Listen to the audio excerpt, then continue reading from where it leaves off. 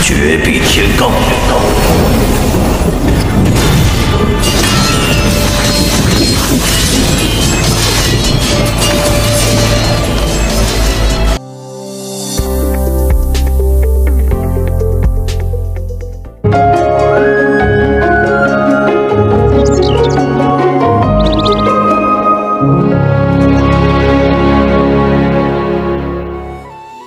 Halo para pecinta Donghua, kali ini saya akan bahas episode 50, Tales of Hating Gods.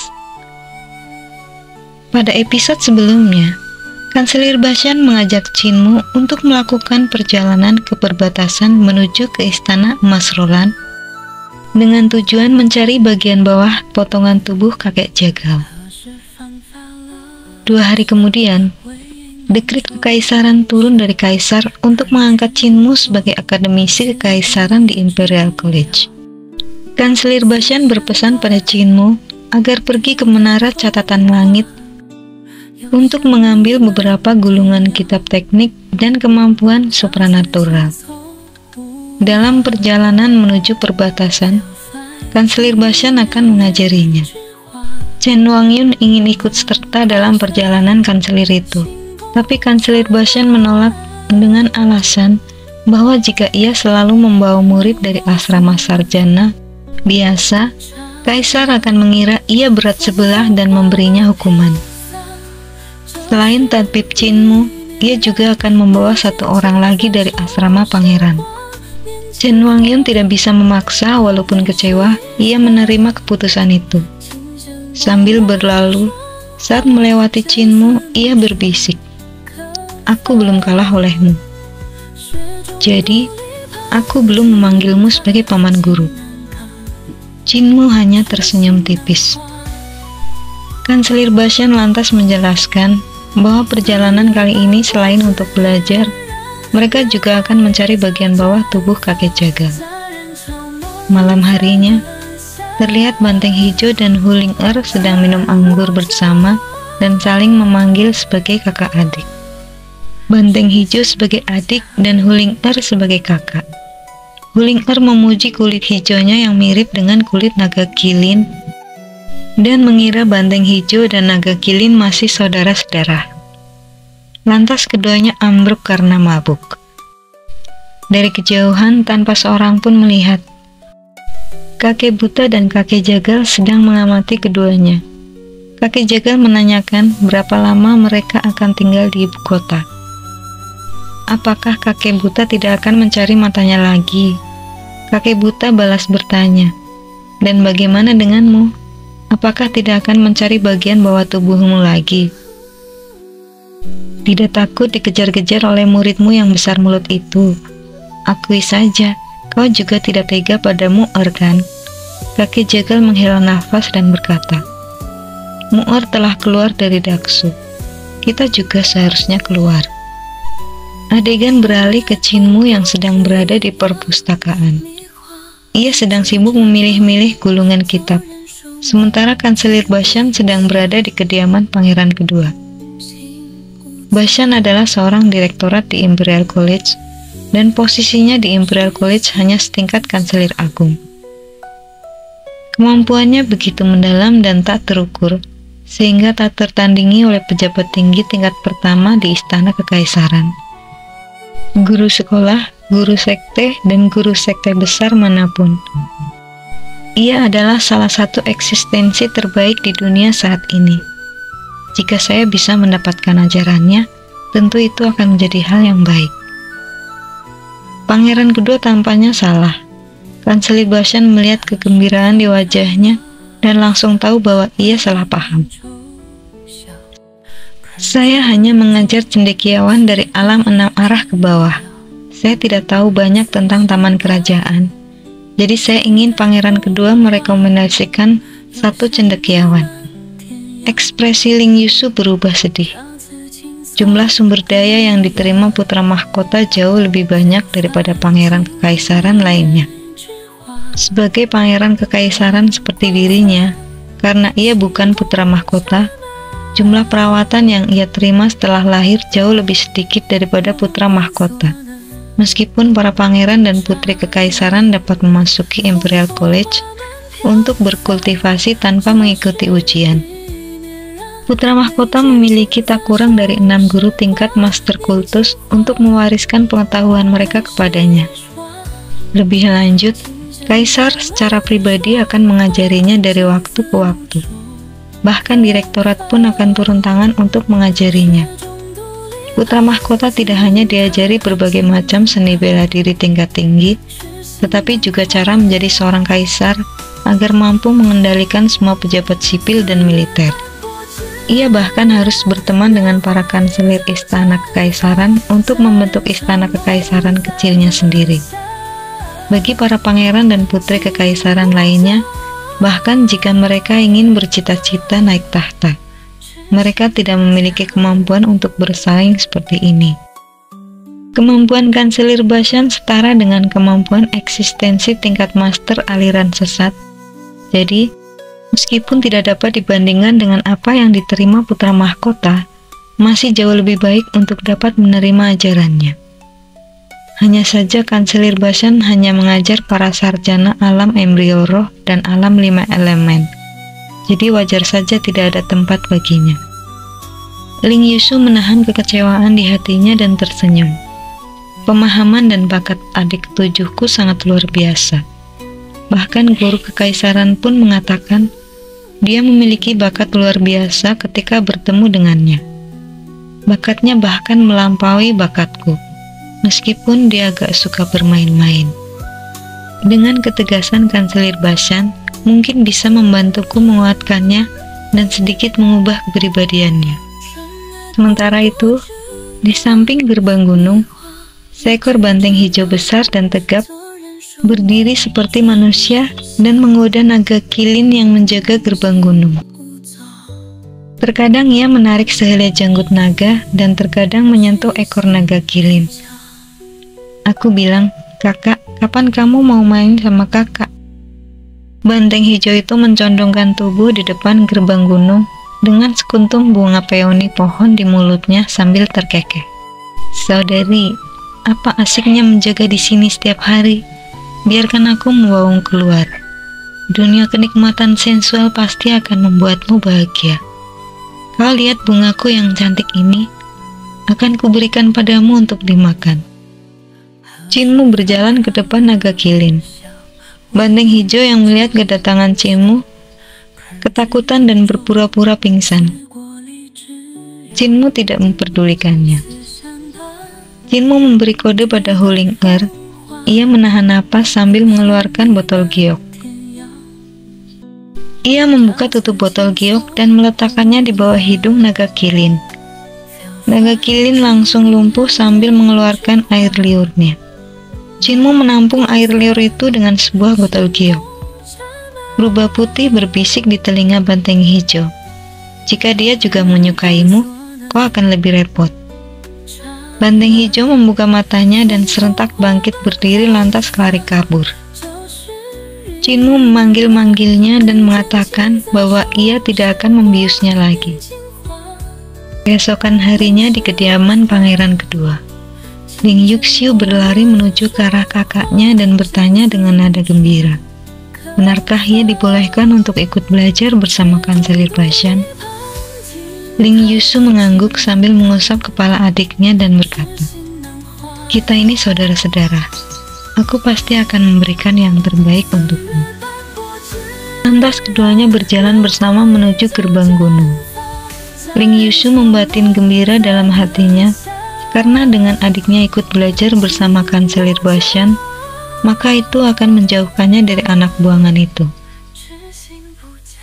Di pintu gerbang, terlihat Kanselir Bashan sedang menunggu kedatangan seseorang. "Kanselir Bashan, kapan kau akan pergi?" tanya Ling Yushu. Kanselir Bashan mengangkat kepalanya dan melihat ke atas gunung. "Kita harus menunggu satu orang lagi. Dia pasti sudah turun." Ling Yushu mendongak dan melihat seorang pemuda berjalan menuruni gunung sambil membawa banyak barang. Ada kapak, pisau pemotong babi, tongkat bambu, dan ia juga membawa ransel besar dengan seekor rubah putih berjongkok di atasnya. Kanselir Bashan melihat Chinmu dan akhirnya menghela napas dan tersenyum. Semua orang udah ada di sini. Gembala sapi, Ling Yuxiu berseru. Rupanya kau yang akan ikut kami belajar. Adik Yuxiu, seru Chinmu terkejut. Iya, aku. Kenapa? Kau tidak senang? Seru Ling Yuxiu sambil menekan leher Chinmu dengan kipas di tangannya. Chinmu menarik bahu Ling Yuxiu dan berbisik. Mengapa kakak keduamu terus-menerus melotot padaku? Sepertinya di sekitarmu selalu ada orang yangkang yang galak. Ling Yuxiu hanya memutar bola matanya. Dulu di kota Xiangqiong, King Feiyu juga sering melototiku, lanjut Chinmu. Baiklah, sudah siap semua? Terdengar suara Kanselir Bashan. Kalau begitu, mari kita berangkat. Ling Yuxiu ragu-ragu dalam hatinya dan bertanya sekali lagi kepada Kanselir Bashan, apakah ia boleh ikut pergi? Kanselir Bashan melihat di belakang punggung pangeran kedua saat Ling Yuxiu memberi kode. Ia menjawab bahwa pangeran kedua sudah mencapai ranah 7 bintang. Jalan kultivasi sudah tetap, jadi ia tidak bisa mengajarinya lagi. Ia juga mengatakan agar pangeran kedua tidak perlu khawatir, nantinya kekuatan putri ketujuh pasti akan meningkat pesat. Ling Yuxiu memasang wajah getir saat melambaikan tangan ke arah Ling Yuxiu. Banteng hijau setinggi 4 kaki itu melangkah maju. Angin bertiup kencang di bawah kakinya. Ia berlari kencang menuju kejauhan, meninggalkan Ling Yuxiu dalam debu. Wuling duduk di atas tanduk banteng yang melengkung. Bulunya yang putih bersih berkibar ke belakang tertiup angin yang menerpa wajahnya. Sepasang tanduk banteng itu melengkung menjadi 2 lingkaran, memungkinkannya duduk dengan nyaman di dalamnya tanpa tertiup angin. Dalam perjalanan, Kanselir Bashan menjelaskan bahwa tempat yang akan mereka kunjungi sangatlah berbahaya. Kanselir Bashan saat itu sedang membaca gulungan-gulungan kitab. Kitab pemandu petir langit hijau yang dipilih putri ketujuh ini bagus. Ini adalah ilmu petir ortodoks dari aliran Tao. Seni Kaisar 9 Naga keluarga kerajaanmu keras dan perkasa. Jika digabungkan, kekuatannya akan lebih kuat. Kemudian, ia menoleh ke arah Chinmu. Kitab yang kau pilih tidak mengikuti arus, tapi cukup unik. Kanselir Bashan meminta Chinmu untuk mempelajari sendiri gulungan kitabnya. Ling Yuxiu berkonsultasi dengan Kanselir Bashan tentang beberapa hal yang tidak ia pahami dan langsung mencobanya. Serangkaian metode Dharma dijalankan dan tiba-tiba sebuah petir menyambar permukaan sungai, meledakkan beberapa ikan sungai sepanjang 3 meter. Ling Yuxiu terkejut sekaligus gembira. Ia sangat puas. Kanselir Bashan menggelengkan kepalanya dan berkata, Putri, fondasimu masih terlalu kurang. Kau belum melatih dasar-dasarmu dengan benar. Kekuatan Azure Heaven Lightning Lure ini bukan hanya seperti ini. Kanselir Bashan menyegel harta karun ilahinya dan hanya membiarkan embrio roh dan harta karun ilahi 5 elemennya terbuka, menempatkannya di alam yang sama dengan Ling Yuxiu. Ia kemudian mengeksekusi Azure Heaven Lightning Lure dengan menyatukan jari telunjuk dan jari tengahnya. Jari-jarinya seperti benang yang menembus jarum tak berbentuk di depan wajahnya. Petir menyambar dan guntur langsung menggelegar di permukaan sungai. Petir menyambar kemanapun ia menunjuk dan sangat tajam. Dalam sekejap, puluhan sambaran petir menyambar. Permukaan sungai berubah putih dan di mana-mana terdapat ikan-ikan besar yang tertiup angin. Ling Yuxiu benar-benar terpikat oleh Kanselir Bashan. Ini juga pertama kalinya Kanselir Bashan mengolah umpan petir langit biru ini, tetapi hanya dengan satu gerakan, ia sudah melakukannya dengan sangat terampil. Kanselir Bashan tersenyum. Teknik keluarga kekaisaranmu, teknik Raja 9 Naga sangat dahsyat dan kuat. Jika fondasimu cukup kokoh, umpan petir langit biru yang kau gunakan pasti akan lebih kuat dari milikku. Putri ketujuh, aku tidak akan mengajarimu teknik lain selama beberapa hari ini. Aku akan membantumu memperkuat fondasimu. Ling Yuxiu langsung setuju. Hari-hari selanjutnya, Kanselir Bashan menyuruh Qinmu untuk menemani putri ketujuh berlatih. Disinilah perasaan dua remaja itu mulai tumbuh. Mereka akhirnya memasuki terusan Kingman, dan prajurit itu menghitung jumlah orang ketika tiba-tiba melihat Qinmu dan sedikit terkejut. Ia segera berlari ke dalam kota. Bashan mengerutkan kening dan sesaat kemudian, suara dentingan baju besi terdengar dari kota bersamaan dengan suara yang dalam dan menggema. Tabib surgawi, di mana tabib surgawi Qin? 100 prajurit mengawal seorang jenderal tua berambut putih keluar dari pos pertahanan dan mengamati kerumunan orang itu. Siapa di antara kalian yang merupakan tabib ilahi Qin? Qinmu tersenyum. Aku di sini. Aku tidak pantas disebut tabib dewa. Di hadapannya, semua prajurit berlutut dan jenderal tua itu pun berlutut dengan satu lutut. Kedua tangannya ditangkupkan di atas kepala. Obat yang diberikan tabib ilahi Qin kepada kita telah menyelamatkan banyak nyawa prajurit kita di pos perbatasan. Qinmu segera mengangkat tangannya dan berkata, "Bangun, jenderal. Apakah pil serangga pemurni yang murni milikku efektif?" Jenderal Bian berdiri, rambut putihnya bergoyang saat ia mengangguk. "Baik, sekarang dukun kekaisaran di Barbar tidak bisa lagi melukai prajurit kita dengan mantra mereka. Tak seorang pun di seluruh jalur Kingman kita yang tidak berterima kasih atas kebaikan hati tabib dewa." Jenderal tua itu menoleh ke arah Kanselir Bashan. "Apakah Guru Bashan masih mau belajar di gerbang Kingman kami?" Bashan menggeleng dan mengatakan bahwa tujuan mereka adalah menyeberangi padang rumput menuju tempat suci pertama di luar perbatasan Istana Roland. Qinmu teringat bahwa Istana Roland adalah tempat di mana bagian bawah tubuh kakek jagal direbut. Qinmu bertanya, apakah orang-orang Istana Roland sangat hebat? Ling Yuxiu menjelaskan bahwa mereka tidak kalah dengan sekte-sekte besar di negara Yangkang. Istana Emas Roland adalah aliran dukun terbesar di luar perbatasan, juga sandaran terbesar di balik berbagai negara padang rumput. Kali ini, negara Mandi menyatakan perang pada Yangkang. Mereka mengirim banyak dukun besar untuk membantu menggunakan ilmu sihir untuk mengacaukan situasi di medan perang. Prajurit gerbang Kingman banyak yang tewas dan terluka. Jenderal tua itu menegur Bashan yang nekat membawa tabib Qinmu dan putri ketujuh keluar perbatasan. "Jika terjadi sesuatu, maka seluruh keturunan keluargamu di Akademi Taixu akan dihukum mati." Bashan menepis kekhawatiran jenderal tua itu dan mengatakan bahwa ia juga mempunyai mata-mata di negara Mandi. Jenderal tua itu menyerahkan satu kantong uang emas kepada Qinmu sebagai bekal jika mau masuk ke negara Mandi, karena di sana hanya mengakui emas saja sebagai alat pembayaran. Akhirnya, pintu perbatasan dibuka dan mereka melanjutkan perjalanannya. Di depan mereka membentang pegunungan Daksu, penghalang alami yang membentang antara dua negara dan disebut lidah bebek. "Kita harus menyeberang sebelum gelap," ucap Kanselir Bashan.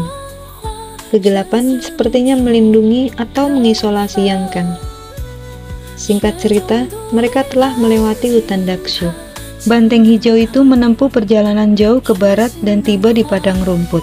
Mendadak, mata Dewa Qinmu bereaksi. Ia melihat di kejauhan sana sejumlah pasukan barbar sedang berperang.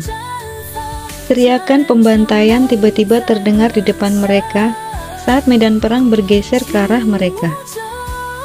Ratusan pasukan datang melesat sambil duduk di atas binatang buas yang meraung saat mereka melesat dan berhadapan langsung dengan tebing yang muncul secara tak terduga di antara langit dan bumi. Banteng hijau tiba-tiba merangkak di tanah dan melolong pelan. Tubuh di bawah kulit bantengnya tiba-tiba mengeluarkan suara dentuman keras saat tulang-tulangnya tumbuh dengan cepat. Otot-ototnya juga menggembung dan bulunya tumbuh liar. Pasukan yang dipimpin oleh seorang jenderal berambut putih dikepang melaju dengan cepat ke arah banteng hijau dan memerintahkan pasukannya untuk melepaskan pedang ke arah banteng itu. Kanselir Bashan yang melihatnya segera berteriak, "Tembok langit tak terhingga!" Dan dari telapak tangannya keluar sinar yang melesat ke arah banteng hijau dan melindungi banteng itu laksana payung raksasa. Pemimpin pasukan itu menoleh ke arah pasukan lain yang datang menyerbu. Ia segera memerintahkan pasukannya untuk menyerang pasukan lain yang baru datang. Pasukan yang baru datang mengendarai gajah dan burung besar menyerbu ke arah pasukan yang lebih kecil. Saat melihat ke arah pasukan dengan seorang jenderal yang mengendarai seekor gajah, ia sangat ketakutan dan mukanya menjadi pucat pasi. Ia segera memerintahkan pasukannya untuk berhenti menyerang dan menyerah. Jenderal yang berada di punggung gajah melihat ke arah Kanselir Bashan dan berseru, "Kan perang yang tiada duanya, rajaku di padang rumput, lama tidak bertemu." Ling Yuxiu menoleh ke arah Kanselir Bashan dengan tatapan kagum. "Reputasi guru Bashan di padang rumput ternyata sebesar ini," gumamnya. Jenderal pasukan yang menaiki gajah itu berjalan menuju ke arah pemimpin pasukan pemberontak dan menghunuskan pedangnya ke lehernya sambil berkata, "Terima kasih Kan Perang telah bertindak, menghentikan pemberontak yang tidak tahu maut ini. Suku Tianmu memberontak dan membuat kekacauan. Perintahkan menolak untuk menerima penyerahan. Ambil jiwa mereka, persembahkan ke istana emas Roland," serunya sambil mengayunkan pedangnya ke leher pemimpin pasukan pemberontak itu dan menebas kepalanya. Semua pasukan pemberontak dibantai tanpa ampun. Kanselir Bashan hanya menatap dengan dingin. Guling-er bersembunyi di balik leher Qinmu sambil berkata, "Orang-orang barbar ini terlalu kejam. Bahkan di Dakshu, kami tidak ada kebiasaan seperti ini." Jenderal pasukan itu tersenyum mengejek dan berjalan ke arah Kanselir Bashan sambil berkata, "Kan Perang tidak mau menjadi elang di padang rumput kami, malah menjadi anjing yang mengibaskan ekor untuk Kaisar Yang Kang. Selama bertahun-tahun, orang-orang hebat padang rumput kami menunggu untuk membunuhmu dan merebut kembali gelar Kan Perang," teriaknya sambil melompat dan mengayunkan pedangnya ke arah Kanselir Bashan. Oke guys, cukup sekian spoiler alur cerita episode 50 Tales of Herdingards. Ada banyak perbedaan alur cerita berdasarkan novel yang saya baca, tapi sedapat mungkin saya akan menyesuaikan alur ceritanya agar para penonton tidak terlalu kecewa. Terima kasih telah menonton video ini sampai selesai. Jangan lupa tekan like jika kalian suka dengan video ini. Dan bagi yang belum follow channel ini, silahkan follow guys, agar kalian selalu mendapat update terbarunya. Sampai jumpa!